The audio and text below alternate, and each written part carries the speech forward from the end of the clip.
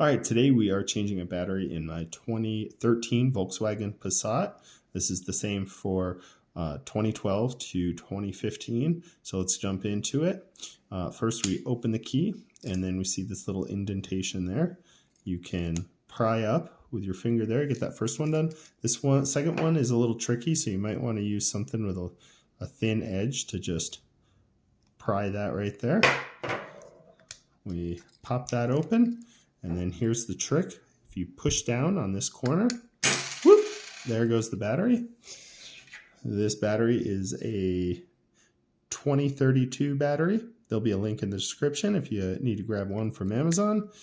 And then you can just slide it back in to that slot.